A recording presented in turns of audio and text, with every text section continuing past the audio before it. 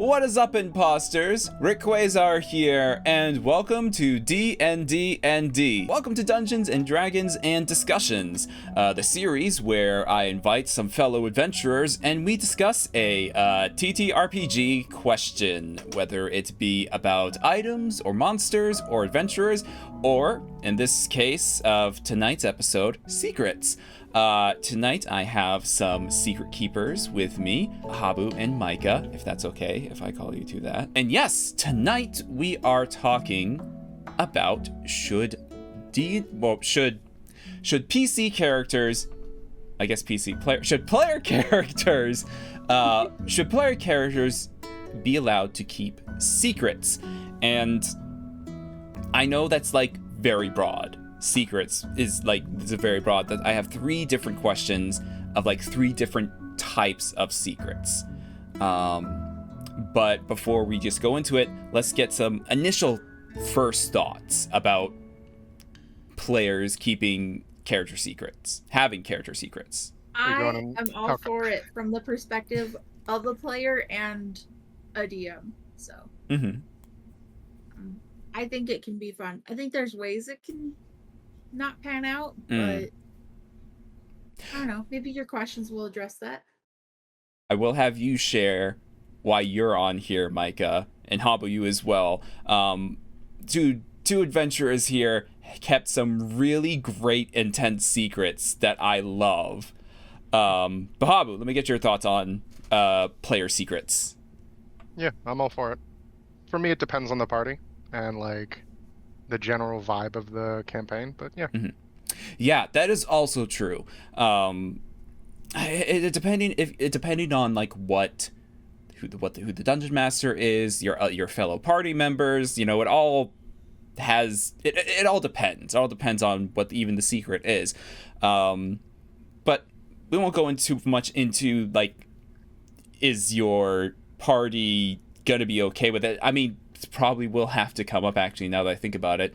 But let's just start with the first question. The first question is going to be addressing backstory secrets. Should player characters be allowed to have backstory secrets? This is things like I was X royalty to some throne and I am running away to avoid my duties, or you know, I potentially murdered X person, things like that. Backstory secrets. Okay.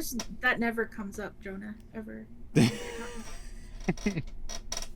Are you sure? Because I feel like that is like, I feel like the backstory in general for a character is always, you either start with the character's class when you're building a character, or you start with a backstory, and then you use either or to continue to flesh out your character. And because that's so pivotal in who your character is, I do think it's important to figure out how to approach that in a way that eventually things do come to light. Like, if you treat it as a secret in real life that you are keeping to your grave, what's really the point? Like, that is a waste of your time. Yeah, it might inform your character's decisions and all that. It might be useful for roleplay, but I don't know. We play with a lot of people who get really detailed backstories, and then some people just don't as much. But there's always something that I feel people are just waiting to come up or waiting for someone else to ask about somehow. I think that's really exciting. I think it's rewarding gameplay to discover things about the other players at the table, to have things that you're trying to hide come to light. But I do think that takes some intention on the part of the players to be interested in each other. Also, to not make it too difficult to find out about each other. And if they are going to be more guarded about that because their character would, then in that case, working with the DM to make sure that it comes up even though the character wouldn't want it to, right? Like, if it's involved in the story, if it impacts your character and you want to see that happen, but you don't think it would come out of you naturally, work with your DM because you can get some really interesting situations from Mm. that. Uh, for example, Habu, if you'd like to share your recent character secret. Oh, Agmetra? Yeah, Yeah.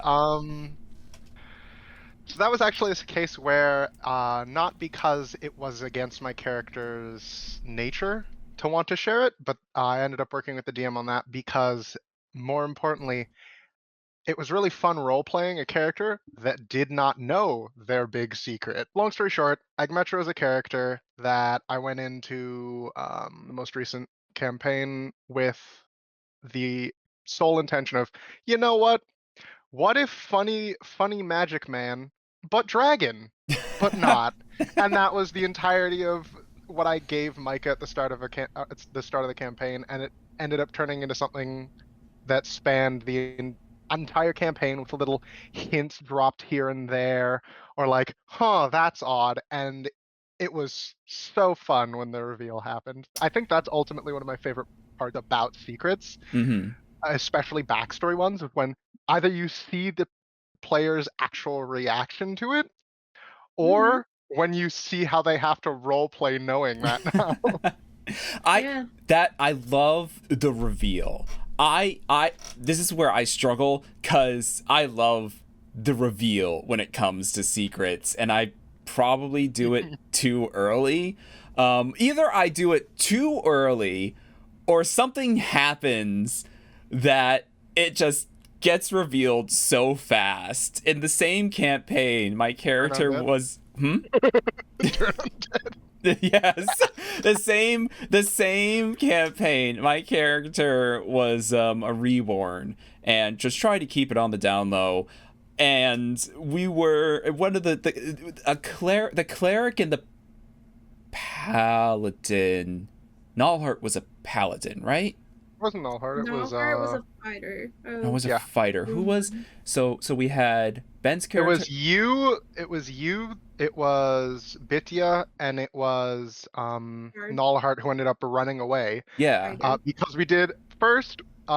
First our I think, yeah, paladin did abjure, or basically yeet the extra planers. So there goes two of our party members, and then our cleric decided, I mean, I've turned undead if we want to try that, uses it, and then we watch as this new party member who came in very antagonistically, like Mm-hmm. very like high and mighty and like Mm-hmm. up on himself, as he just balls his eyes out, sprinting into the forest as fast as he can. It was the funniest thing, and this happened like either the next session after we met him or literally the session we met him, and it was Mm-hmm.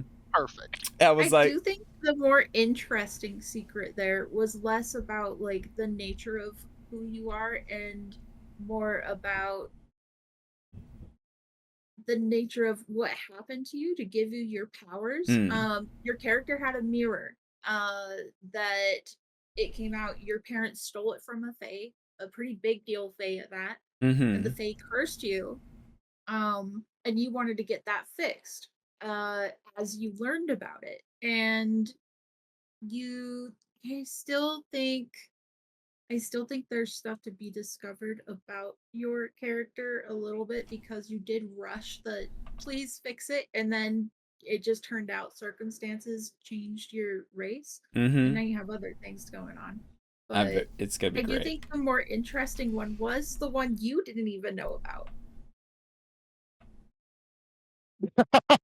You didn't know that your parents did this to you. Oh, yes, yes. Okay, so that is so for as far as backstory secrets, that's really fun. Is where you when creating a backstory, I just did it. I love doing this where I give a story, like a literal short story about what happened to this character, but I leave it open enough where the dungeon master can like where so I believe we did talk about this, Micah, but I said I didn't know how I was cursed.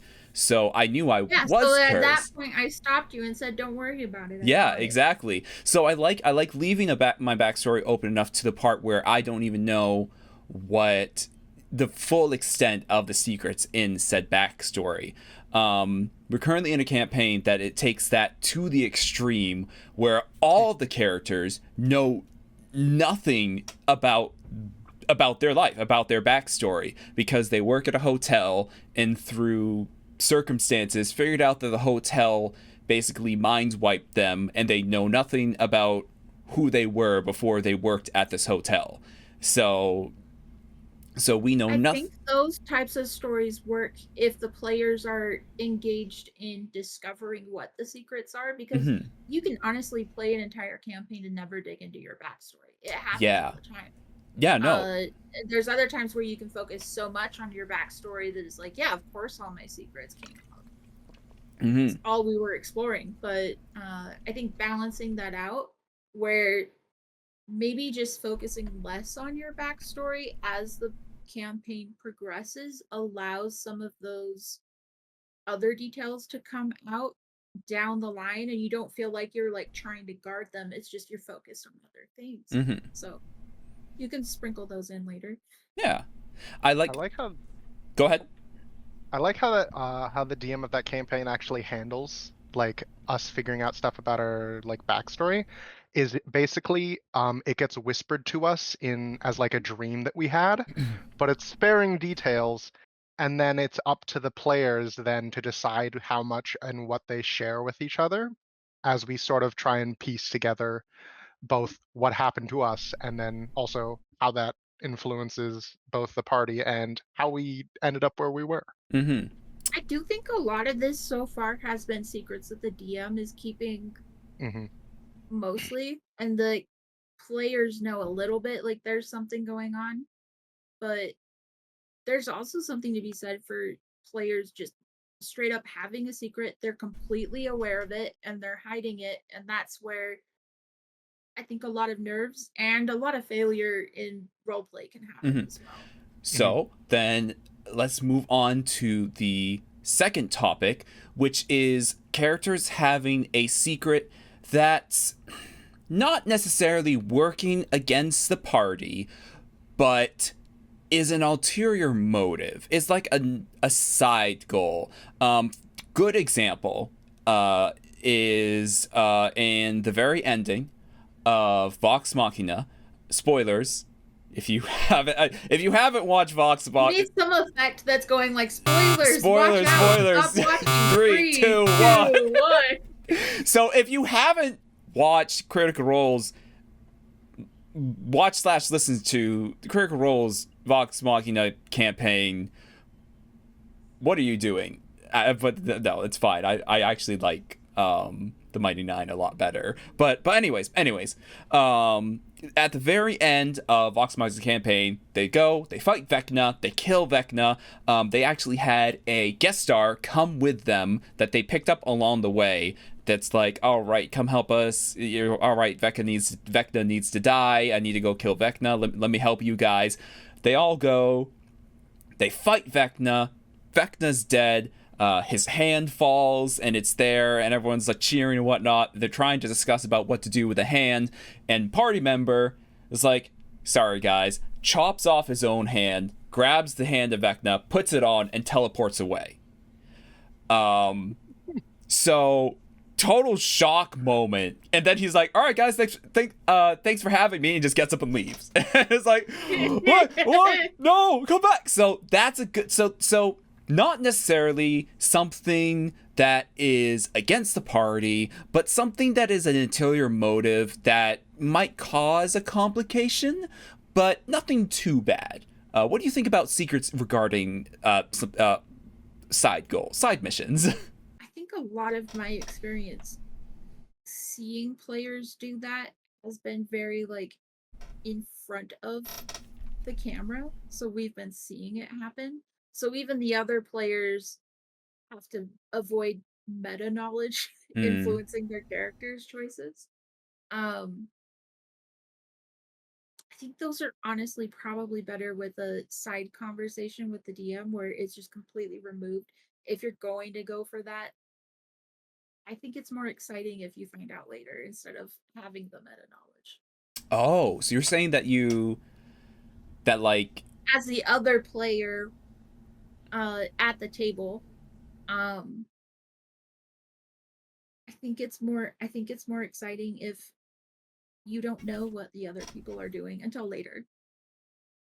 I Like you imagine it don't also see it from makes the beginning. yeah, I'd imagine it also makes role playing it both easier and more interesting. Because like if you don't know, you're gonna have a genuine response other than, oh yeah, I've known this for like 4 months. Now let me try and role play that I didn't. Mm-hmm.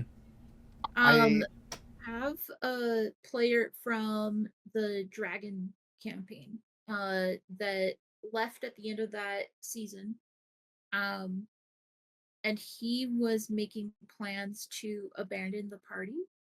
Um, ooh, it wasn't made known until the very end. That was something that I had come up against the player's will so that the party could discover this and confront him. Um, and he made an escape. That player's coming back with a different character, but the character that escaped is going to be in season 2 in a different way Oh as an NPC. no. Oh no. So those secrets can they can evolve into something bigger than the player themselves. Mm. Um, the same way that Habu, your dragon character was kind of like nerfed. It's like, yeah, I like this idea of a dragon who doesn't realize they're a dragon, for reasons you still did not discover. Um, but it'll come up. At oh, of some point. course. uh, That's what I'm looking forward to. yeah, but that one, it was you're a dragon, you forgot you're a dragon, and it's about playing as a normal character. And once it came back, once you learned that secret, that that character became an NPC because you're not going to play a You dragon in can't the play a you campaign, can't right? play a silver dragon in a campaign. Yeah. I'd love to. So, in one of the first TTRPGs I played, the dragons in that universe had the ability to they could transform into a full dragon, but they had to be like hundreds and hundreds and hundreds of years old. So until they reached that part, the only thing that they really could get away with is like pulling dragon incantation in Elden Ring and like just summoning like a claw or like a giant jaw or whatever or breathing fire. They couldn't actually turn into a full dragon until they reached that age. I think it could be very doable. Something like similar to the barbarian subclass that lets you sprout exactly what I just said. Except I think you can I'm not sprout a familiar with tail. it. I'm It, not it, familiar with this as well. when you That would be a good secret to keep. exactly exactly. Um, okay, so it sounds like I want to get your opinion on this. It sounds like if a character with an ulterior motive, it sounds like they might, if not handled properly, they might end up becoming an NPC, or just leaving the group. Well, not well. Well, yeah. I don't know. I think it depends on if the secret Yeah. is if the secret enables the character to still be part of the group without stopping the story from moving forward. Now there's certain objectives that someone might have, like um let's say someone wants to the entire party is there to protect this one person as they're going to another location, right? But one of the characters is supposed to capture that person alive for a Oh. separate group that they're in league with. Oh. And Oh. I know. overnight I just realized who you're overnight talking about. that person goes missing, and the entire party is really confused because they didn't hear anyone approaching. Like they had alarms for that if someone approached, but the person in the party left, uh and gave this protected person over to this group who wanted them. um yeah, like there can be ways that you can do that and it doesn't disrupt the story. Like it'll definitely cause problems, but the entire party can still be investigating like what just happened to this person, and then they Mm. can learn like, oh, these people got her, and they're like, why, how, that's so strange. um but you can still continue as a party, as a cohesive unit, investigating and whatnot. If on the other hand, uh, someone is meant to assassinate another party member, that becomes, I think, one, you should probably get consent for that before playing a game with people Mm-hmm. to have that deep of PC betrayal, like you killed another person's character. Um, but also like making sure, is that something that your party is interested in? Does your party want to role play fighting within the group, and to what extent? Uh yeah, I think that brings up really interesting questions. Um, that's getting into the territory of the last category of secrets. But I want to get Habu. Want to get your opinion on uh, ulterior motive secret turning a character into an NPC. I mean, I think it's one of those things where as long as you do the prerequisites like before, like if there is someone directly involved in that secret, getting their permission for stuff like that, it's always really interesting to see how it plays out to me. I Mm-hmm. do like it, assuming the what is it, prerequisites are met, either whether DM related or other player related. So long as it's not one of those things that like crosses a threshold, I'm always I'm always interested in one finding out about it, obviously, because that's just the coolest part of secrets as an outsider. Mm-hmm. As the insider, I think the thing of like if you have an ulterior motive, probably one of the most interesting things is trying to figure out how to play that character, knowing what you know as a secret, while also using the fact that you know and not wanting to tell other people. I find that makes the role playing really interesting because you have to Mm-hmm. be, it's almost like you're playing a noir game, like a detective game from like insert whatever era, where like you have this thing that you have to keep, and it's also one of the things that I find that's interesting with like secrets or ulterior motives is oftentimes when people hear that, it's like, oh well, if it gets brought up, it's immediately jumped to as like the most insane, like, oh my god, this person was going to backstab us.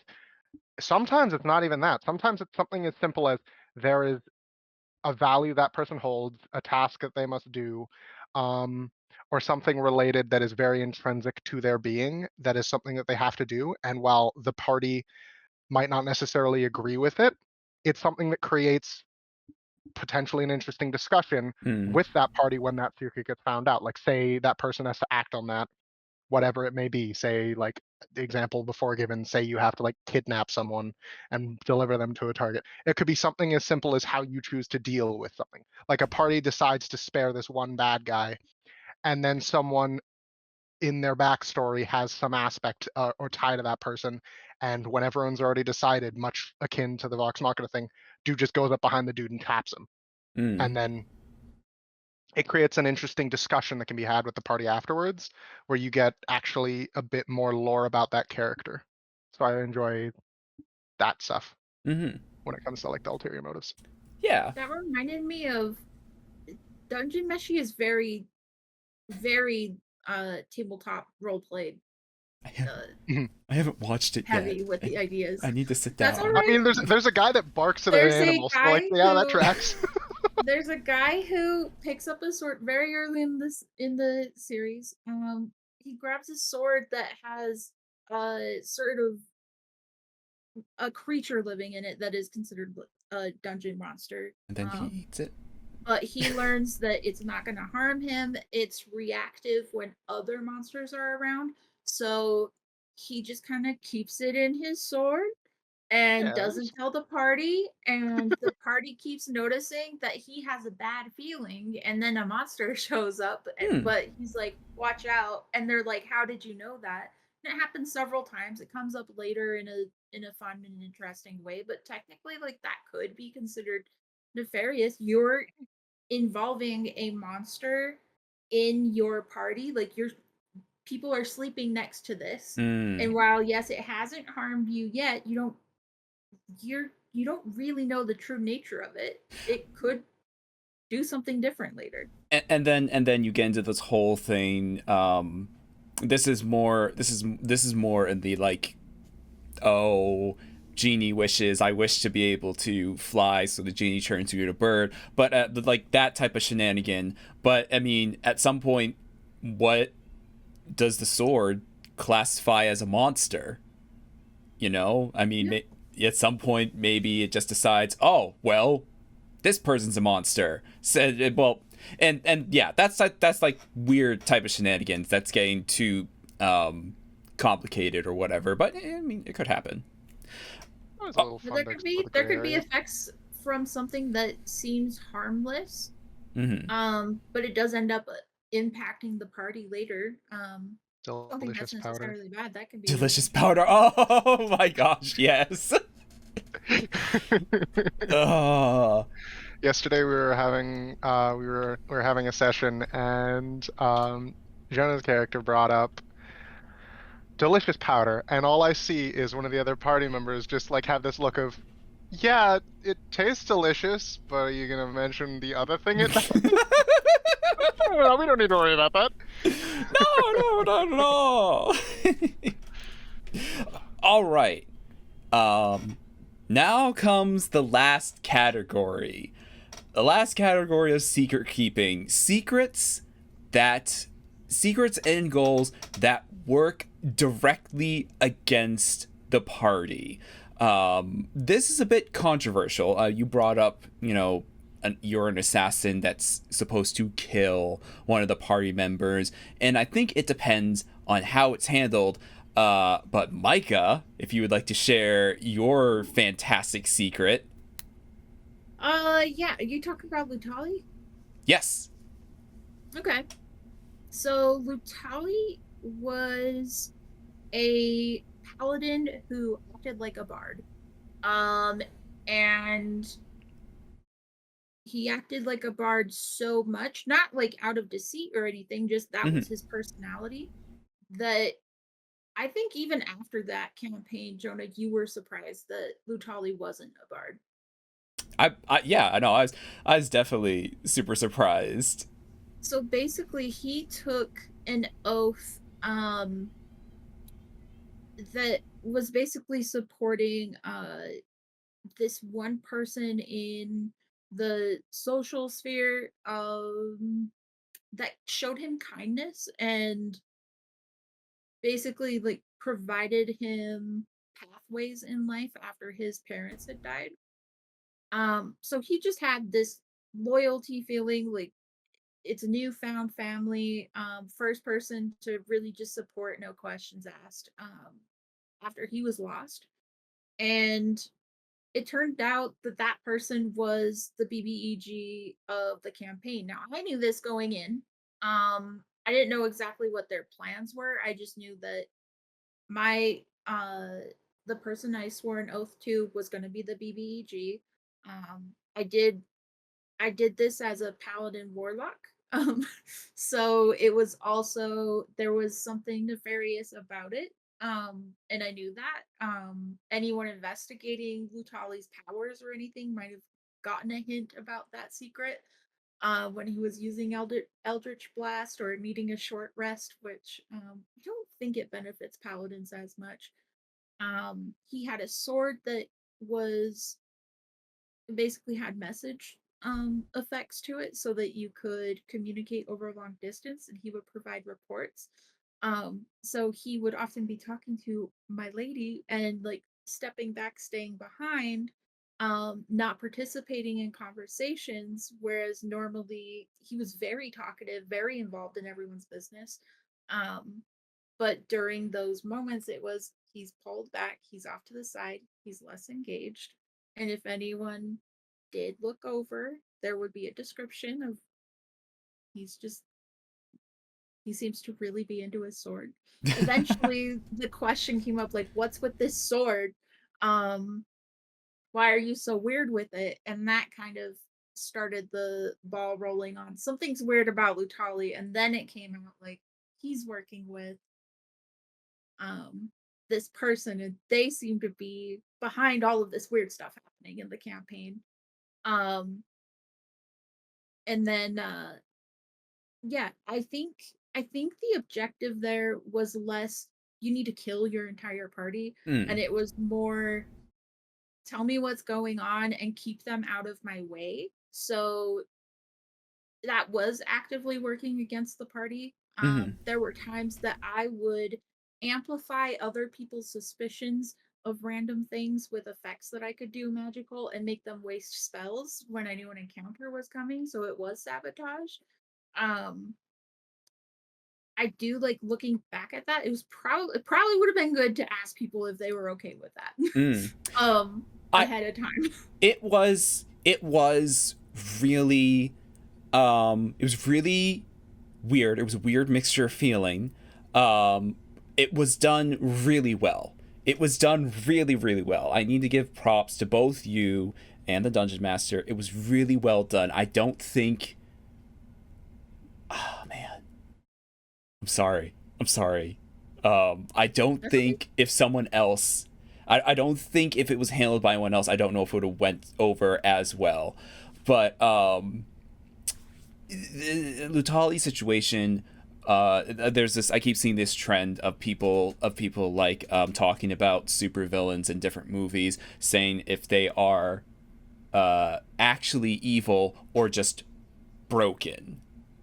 Mhm. And Lutali, Lutali's line, yeah. when he started realizing, like, oh, she's doing, she, his patron was basically trying to change a kingdom for the Mm-hmm. better, but he realized, like, he never saw what that better was going to be. And he was very involved in, like, we need to improve things for people. There needs to be more protection. There's monsters going around. Like, he was politically active on top of Mm-hmm. running a restaurant for the community. He was a matchmaker. Like, he was very involved. Mm-hmm. And as things were happening, he's like, okay, so I think I messed up and I'm in league with someone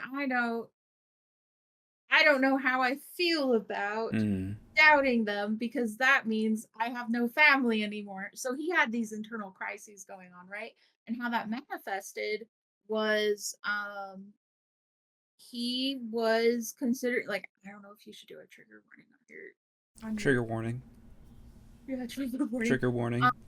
he was considering giving up just everything because he couldn't see a way out of it, right? So he was starting, like, he had to take care of the party, but he didn't want to. Um, so he would fight, but he Mm. didn't expect things to go well. And he thought, well, if anyone is going to kill me, it deserves to be these guys because I've made it harder for them to do the right things and get to the bottom of stuff. Mm. And he ended up dying to the party, which I think was also handled well. Um, and then I got to help the DM run some encounters. That was fun.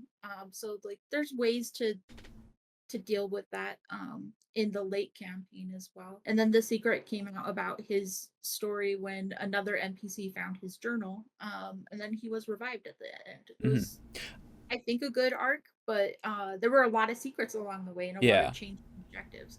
I want to ask. I want to ask. Last question, and then we'll go into the discussion about how you should handle something like that. Do you think Lutali being revived, what, like, would you have wanted Lutali revived in the way that he was, like, in the revival arc? The character that revived Lutali was like, would you consider him being Lutali's best friend? Yeah. Yeah. So Lutali's best friend basically found the journal, read it, and went and revived Lutali and had a heart to heart with them. Do you think that was good? Would you rather Lutali stay dead? Or what do you think? I appreciate giving other players agency on how they react to that kind of, they were working against us the whole time. Hmm. Um, I don't know. As a storyteller, I was prepared for either way. Like, it was good. I had worked with the DM of what happens if this character dies. How Hmm. do I still participate in the game? And how do we make that a satisfying um end to a character? Because I think that's a good conversation to have regardless, whoever the character is. Um, we also talked a little bit about, do you want it to be possible to be revived? And I Mm. said, if he if that other character who was playing his best friend, if he feels like he wants to, like, I don't have a problem making that possible. Mm. um I think those were good conversations. I think if another character had found it, Mm. the rogue in the Mm. party, I don't Mm-hmm. think he would have made the same decision. So I think it really does come down to player choice, the character that has those options. And honestly, it could have been really interesting if that other player had found the journal, read it, and then kept it a secret and not revived Lutali. Like, that would have been interesting That for would a have been interesting. story. So that would have been a really good secret. That would have changed things a little more drastically, and I think the party would have been, oh, why didn't you tell us? We would have gone and like revived and had a conversation, or just it could have been a completely different way. He was the one that was most betrayed by Lutali. That is that. Lutali straight up killed him, like knocked him out.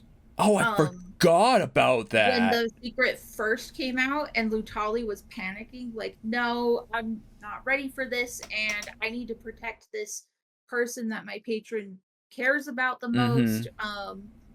And there's just so much going on that Lutali reflexively just walloped him, and he was a Yeah. wizard, so he just fell. Freaking squishy wizards. That is why Micah's on here, because sorry, Habu. Probably my favorite secret, handled so well, but also really controversial. I think in like a TTRPG, I was actually really shocked to hear that teamwork is pushed so much. Like in party fighting is like almost taboo with certain groups. So hearing that, my first and the longest RPG that I played, it was literally every single person was out to get every other person. So it was just, you basically couldn't even trust your own party. So it was very satisfying, really nice to hear that everyone kind of all everyone else in D&D, Pathfinder, and GURPS, I think, all the other TTRPGs, that they push teamwork as much as possible. But it was also really surprising when Utali's secret came out, but it was also just really cool, and it was fun to like look back and go, oh well, he was here, and this happened, so he could have done, and like all these different theories. Yeah, I do think it worked out playing that long of a campaign with someone who was working against it, because Mutali did care about everyone else in the party, and he did help them genuinely with a lot of different stuff. It was just these very specific things. He's like, no, I have these other objectives. Sorry, that's my loyalty. It is the unfortunate situation of my, basically, I don't want to say parent figure. You're someone that you would consider, like Lutali consider like a family, or Yeah, protector, or whatever. But like I some like sort of guardian. some sort of guardian. Yeah, okay, guardian is a good word. But a guardian, but the group, I care for you guys, but guardian comes first, and you guys are interfering, giving you an out right now, but if you push, it's out of my hands, that you guys have to be dealt with. It's just that really difficult situation. But yeah, okay, really well done. I really love it. So let's talk about how that can be handled. I don't want to say, oh, go for it, do it, but I don't also want to say don't do it, because it depends on, asking. I don't want to say consent, but that's like the only real word I can think of. What's a good way to like work with the party, or the group, or the work with the players or the dungeon master to I don't know, to make it easier if when the reveal happens or whatever. I mean, I Yeah, don't. I think getting a gauge on people's comfort with that type of stuff. There's a lot of ways you can ask about that. Like betrayal in the party is one of them. Like you can ask how comfortable you are with that, and usually people will be like, "Well, if they betray me by like telling my secret to another party member, like, oh no, Mm, RP, I'm gonna get mad at them." But it's not like it's not like you lose interest in the game, right? And there's Mhm. other ones where it's so big in the campaign that it might make people lose interest. I mm, don't think I would play a character that is actively working against the party anymore. I think it was a good experience for like a one-time thing, and I think I trusted the DM, I trusted the other players, and I did create a character that would work mm, with the party regardless. So I think that was one of the reasons Lutali worked. But I think it was so situational that mm-hmm. you have to be really aware of the context of the story you're telling, the players at the table, and how you will integrate. Habu, let me get your 2 cents on this. Also, this first and foremost. I've never played in a campaign where someone has directly betrayed me, so Ooh. I'm speaking purely off of hypothetical. But what I will say is, first and foremost, if it is your first campaign with people, do not do that. Uh,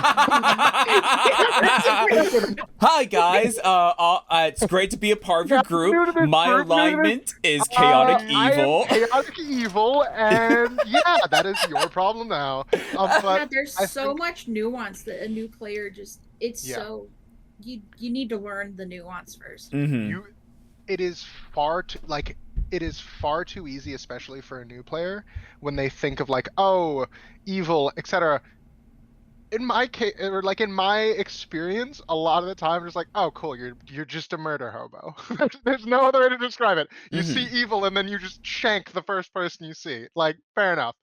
But like, it's much more interesting when one, you've played with a group a few times, or at least you know how they generally handle characters or how they generally like to play the game, because then you can actually create a nuanced character that will create interesting conversations or interesting interactions. Because I mean, being evil for the sake of evil, yeah, it's kind of cool once as like a one shot sort of thing. I could see myself doing that for like a one shot Mm-hmm. where it's like there that like it was just like evil for the sake of evil. But I think it's 10 times more interesting when you have a character who works actively against the party, when there is actual like nuance with it and it's not just evil. And yeah, getting back to what you said earlier, the whole idea of, oh, is the person actually evil or are they broken?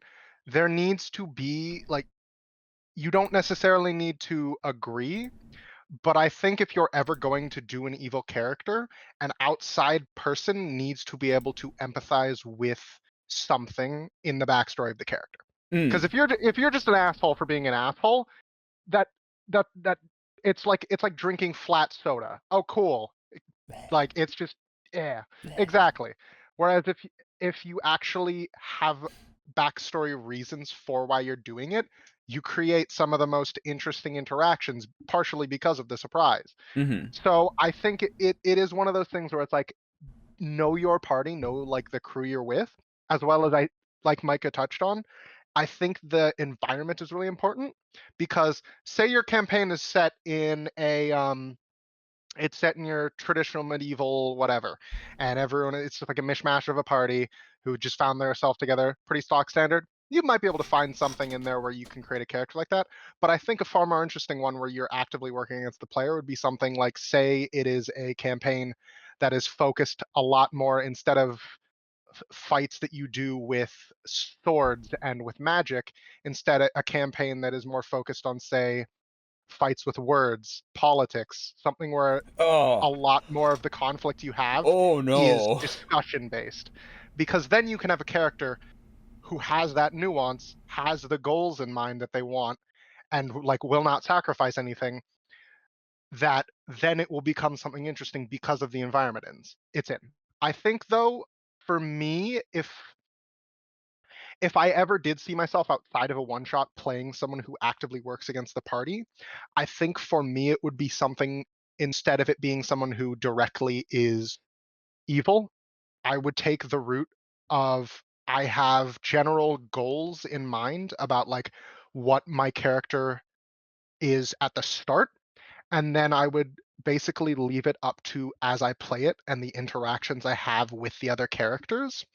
I would have it be where if I played that character and I played it with a party, depending on the interactions, that character would either heal from whatever trauma or experiences they've had and choose a different ending for themselves Mm-hmm. than what was initially decided at the start, or if it didn't end, or if it didn't go enough in the direction of healing and there was a lot of unprocessed things for that character, it would be more interesting on how you decide to play that, Mm-hmm. because at least then there, for me, it's a little bit more interactive and I'm leaving more up to the other party members, where it's a lot more bouncing off of them than it is directly deciding, nope, this is what I'm doing, anyone in my way, get out of the way.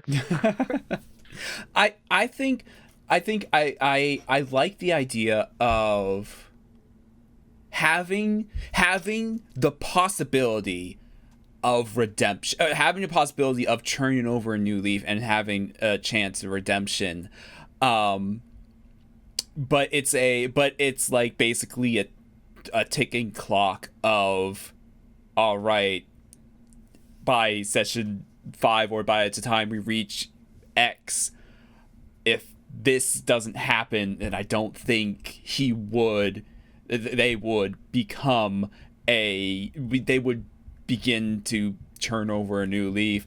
There was a moment uh in Nutali's campaign that we the party The party, the yeah. party The we party were was a trigger point. So I had it when was so Tolly was planning this party, he was really looking forward to it for several sections. It finally came up. The party lasted like 5 minutes before the entire Oh rest of the group ruined it to the point where everyone was leaving. And Lutali was like, wow, these people knew how important this party was to me.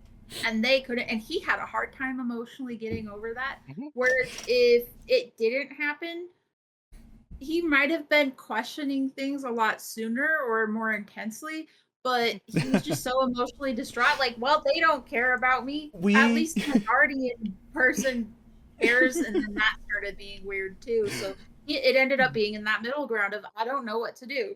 we Yep. talked about that, like when Lutali was revealed to work for the BBEG. We talked about, oh, that was the churning point. I was like, oh no, we churned Lutali evil because we ruined their party. And it was like, oh He no. did he did make a few choices after that leaning more toward his loyalty to his guardian, whereas if the party had gone well and he had more of a bonding experience with you guys on top of everything else that Mm-hmm. was happening, um that would have been a serious turning point for him. Like, no, I really enjoyed these guys, we just had a great time together.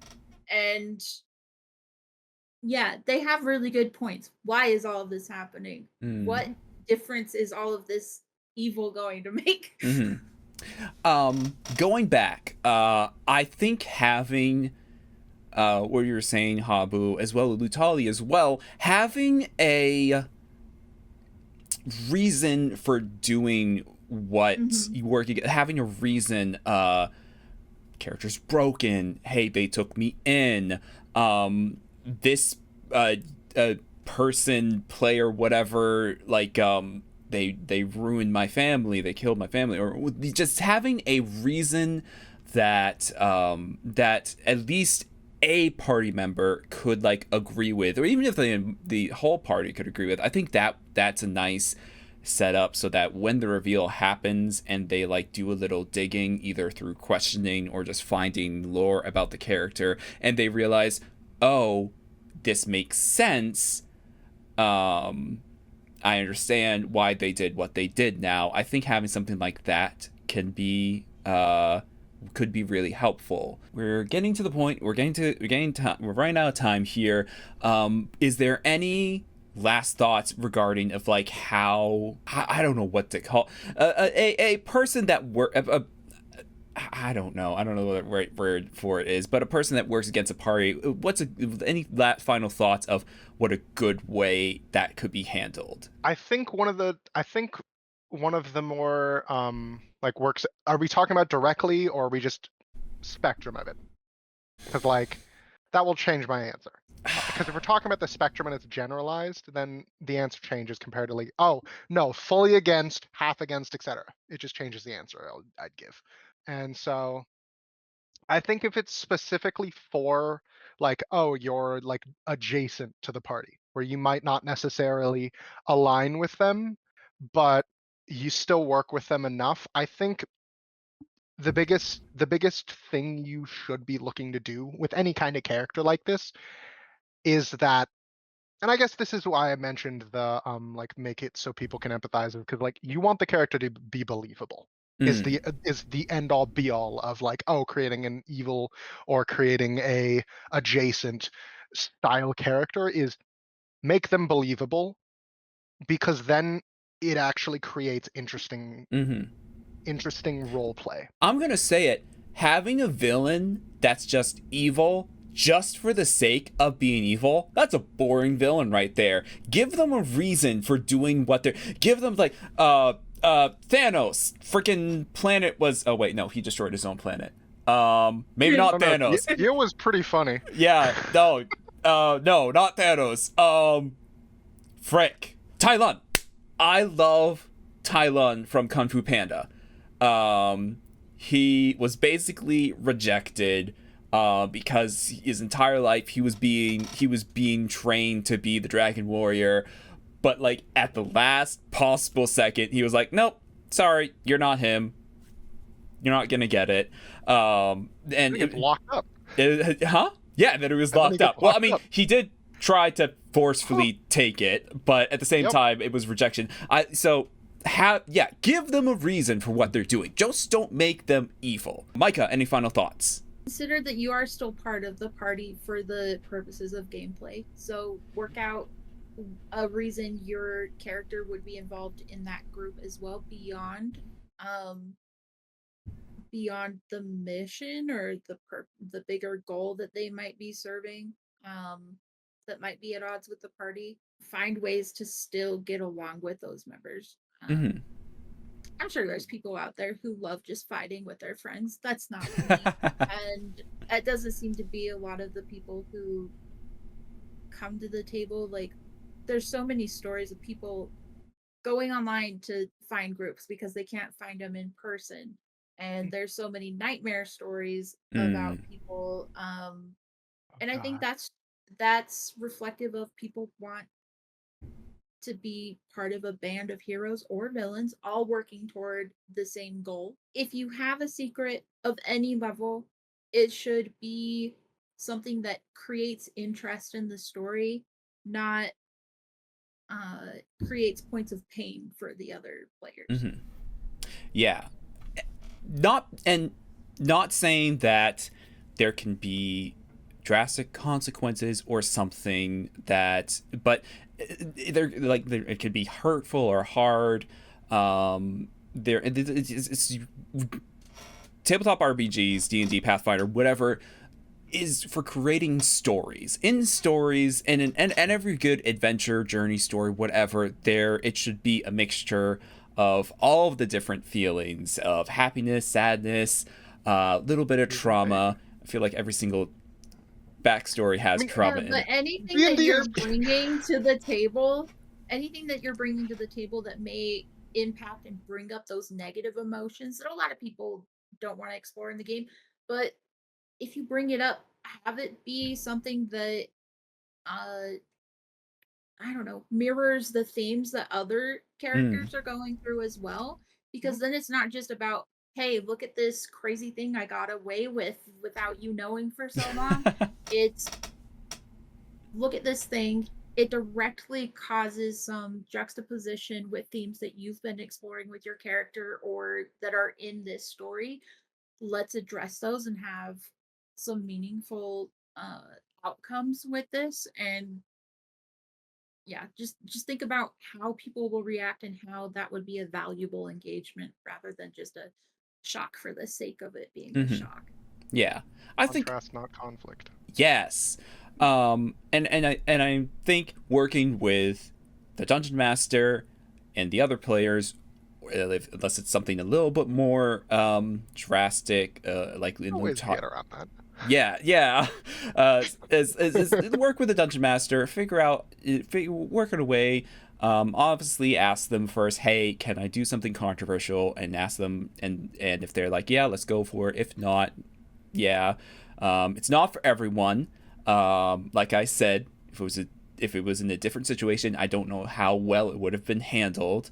But yeah, just work with the dungeon master, work with the players. Secrets are the core of building a character. I feel like whether it is controversial, working against a party, or just an ulterior motive that is just their fuel, I think it is one of the better ways that you can and to build your character. And then who doesn't love the reveal of like, this is your of the reveal of, oh, I've been a dragon this whole time, or Not running off with the younger man. Background information. What was it? My dragon character and I believe it was Revan, who is Jonah's character, were how would we describe? They were romantic. Yes, we were romantic For and... the entirety of the week-long in-game. Oh god, that was a week. Yes, yeah. this campaign took over the course of a week. Over just a few days. Listen, that was still so much fun. It was so good. It was so good. Anyway. Yeah. Sorry, yeah, thank you. But yeah, that's all the time we have for tonight. Thank you, Habu and Micah, for coming on here and discussing. I keep forgetting how much I love doing these discussion videos. They're so much fun. But anyways, and thank you for everyone for joining us. If you like what you saw, don't forget to like, subscribe, and share with any and all fellow secret keepers. Yet these are just our own opinions and thoughts and feelings. If you don't agree with them, whatever. Play your own game. Yeah, play your own game. Play your own game, your own way. You want to have a... I don't think I would ever want to be in a fully chaotic evil campaign. But you know what? Do whatever floats your boat. You have to be. Yeah, I know. Anyways, as always, I'm rikquasar. This has been myself, Habu, and Micah. And make sure you guys come back to my archives to see everything that I'm putting out there for Just Lie July. But until then, all of you, have a good night.